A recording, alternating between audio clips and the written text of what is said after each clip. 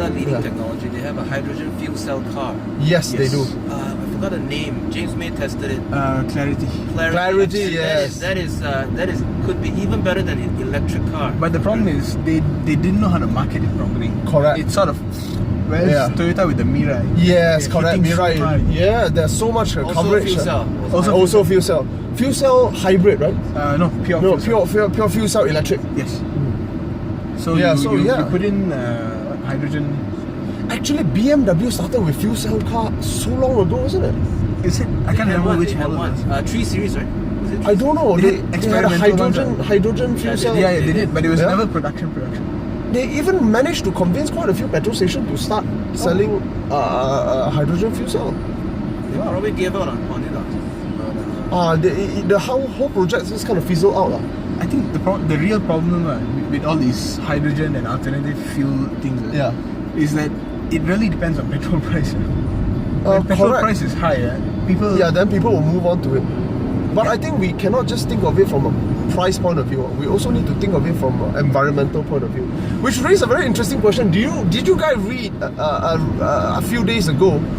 Somebody tried to import his Tesla into Singapore, And then got slapped with an extremely high tax. Because Singapore is tied to the oil industry.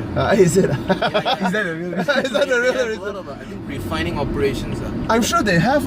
And that's what I heard from my friend who is in lithium-ion battery research. Is it? They have a big lobbying group.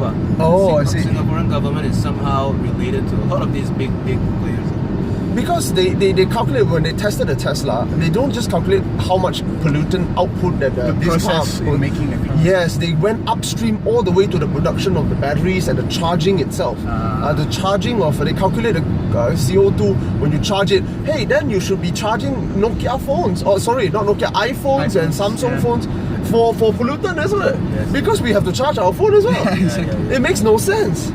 Right? And I saw the person. I think the way I learned about this news is someone posted a picture of him, and then they showed other countries what the tax rate is, and then a speech by one of the ministers about how we should encourage make Singapore future city. Something about the president or what of one Singapore. of the ministers, I think. Went to Tesla's factory. Then they look at what happened. It's sad. Hypocritical. A little bit hypocritical. But that reminds me, we also have to look at how pollution is calculated, not just as a car, but up the stream as well. And battery manufacturing is one of the most polluting industries, if I'm not mistaken. I read a paper on this. It's actually very technical, but I don't know if you guys want to know details.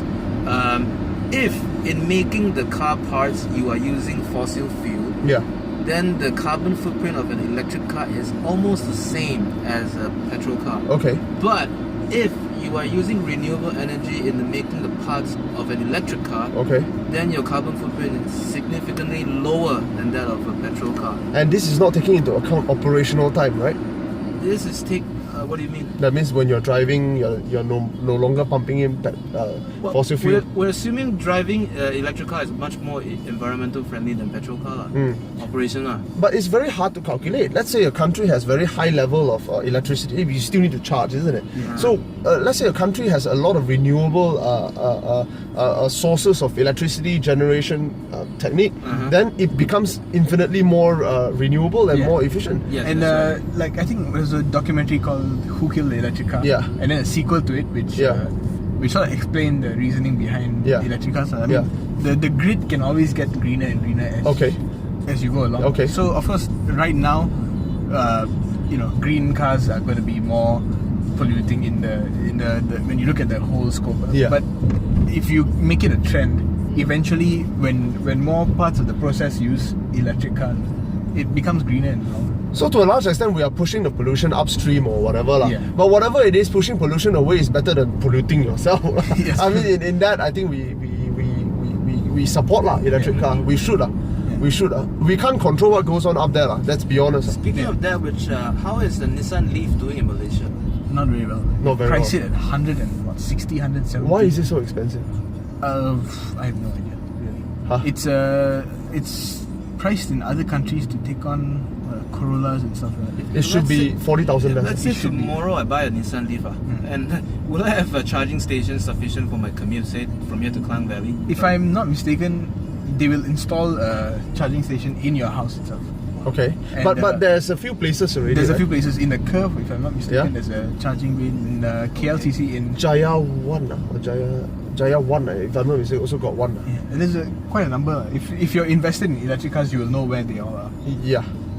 So they will install a charging station in They your own have. house. They already have a charging station outside as well. Yeah. So the price of the car includes the charging station? Yes, installation of the charging station. Okay, which could be enormous. Yeah. And you have to have 3-phase wiring, you have to have a few requirements. Wow. Would you do it for the environment? Bo? I guess that's no. It's not so simple because it's one consideration of many when you're buying a car.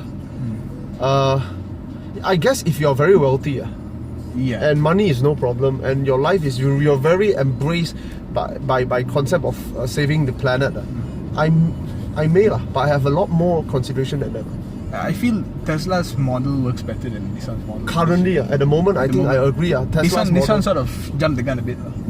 They thought that everyone wants to have an electric car, not just the rich people, and then it sort of never really took off the way it's supposed to. Yeah. In Europe, I think it's working a bit better. But because if the car doesn't drive well, I still don't like it, even if it's electric.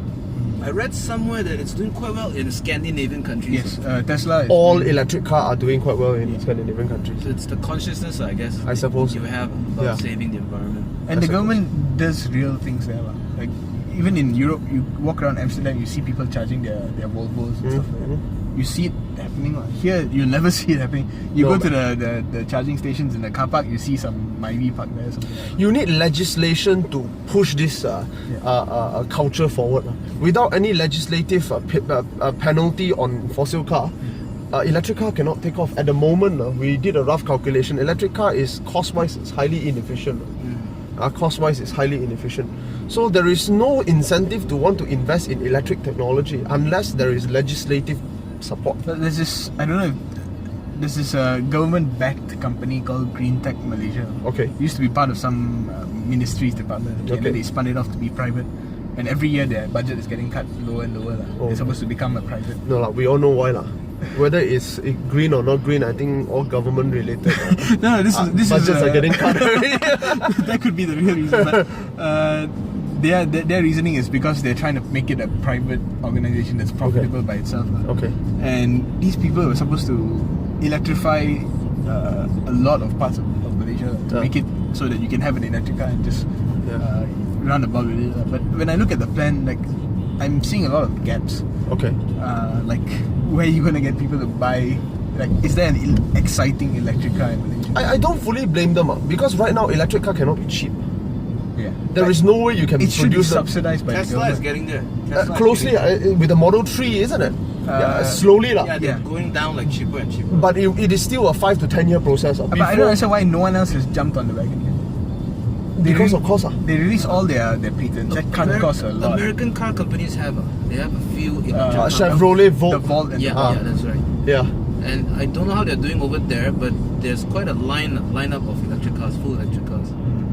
Here, not yet. Not yet. Here, not yet. But I guess it's starting to get a bit more promising now. The XC90 comes in only plug-in hybrid electric variant, and S-Class is now sold only in hybrid form. Yeah. Nice. Yeah, that's good.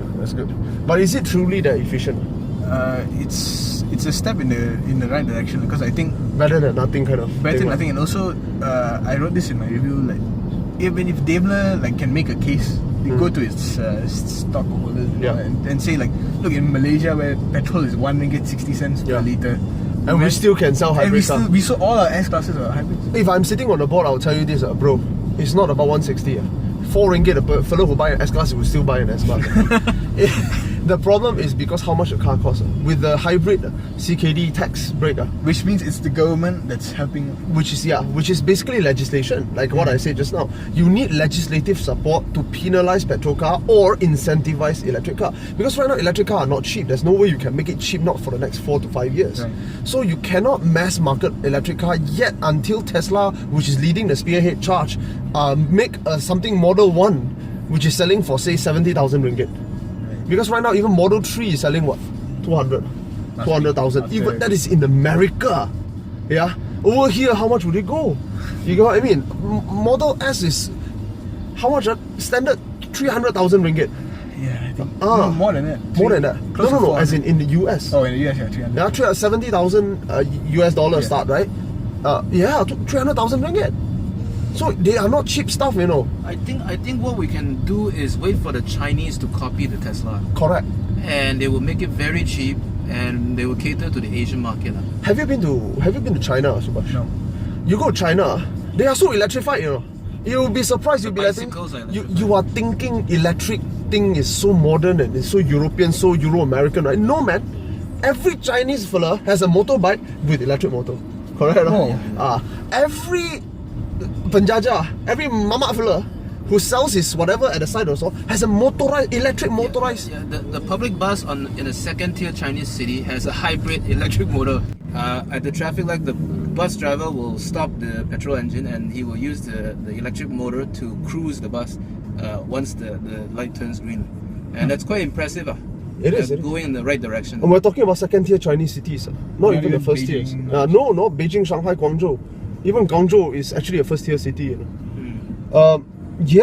Speaking of which, actually, the problem right now, they are a little bit not so refined technology wise, but there is a very strong electric culture in China now. Very, very strong. Okay, I've heard from my boss and other people who have gone to China that their car making facilities or their car factories there are pretty much world class and the size of like 3-4 football fields put together. So they've got the capacity, and then they're hiring all these European designers and all that.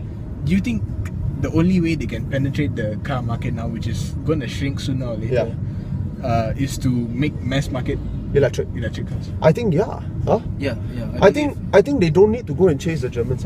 They don't need to be good. They just need to be very cheap, and if you can use it, reliable enough. But they can go very cheap compared to Tesla, which is made in the USA. Yeah. I'm just thinking, you know, for example, you look at how Japanese has been trailing behind the Germans for so many years. It's not that easy to beat. You know? Yeah, and still now, if you talk to them, they shake their heads and say, they're not. You cannot compete. It's a little bit like the Korean. They take such a short time to catch up to the Japanese. But the last bit, the last leg is so difficult. Not there. Yeah, it's not there. They feel like a 90s Japanese car. Yes, they do. But you cannot break it, you know. It's that difficult. And I think the Chinese don't bother chasing the Germans. You will never get there. By the time you get there, they're elsewhere. You'll be it's like Proton. So go electric. Go electric. Because the standards of expectation are so low. And everyone is facing the same problems in the engineering world for Exactly. And in fact, there are certain companies in China that are already world class in the technology. For example, BYD. We were just talking about BYD. They make very good batteries. Not only that, they are commissioned by California to supply and manufacture the entire fleet of not public hybrid, buses. Electric public bus. Yes. That not only run fully on electricity, but has a second function. They also power the city. They return the power to the grid. There is a downside. So it charges by what? Yes. Regenerative charging. Yes. There is a downside to that. They're setting up in the States, which is going to increase the cost a lot. Correct. I think one of the agreement was that the factory must be set up in which is okay, because even Toyota and Honda, they only started doing really well in the US when they set up factories in the US. What you need is the technology transfer. The technique and the technology transfer. The taxes go down when they set up in the US. So the cost and it'll balance out. So in the next 5 years, we'll start seeing electric cars from China, and they will start flooding the market. And you're right. Actually, the facilities in China actually are, to a certain extent, world class. Yeah. But why are their cars not flooding? Is because those that manages to come out, their prices are very close to the rest of the world. Yeah, that's true. Which means it's pointless. Why do you want to sell? Nobody wants to buy something that competes with the Civic for marginally cheaper than a Civic from China. So they realize that, that's why they don't. The ones that get here are very cheap ones. Yeah. The ones that nobody wants. Yeah. The ones that are made to last 3 to 4 years. Correct. So the ones that are produced in China for the Chinese are slightly different standards already. It's just that we won't get it, and we are not likely to get it for the next 5-10 years. They know it, we know it. Yeah. So yeah, how did we get to electric? From I was saying, electric cars are very expensive, and I said China is the key to getting cheap electric cars for the future. Mass-produced cheap electric cars. Correct. But we got there through turbocharging engine. Yeah, because of the Civic. Yeah, that's how much we like cars, guys.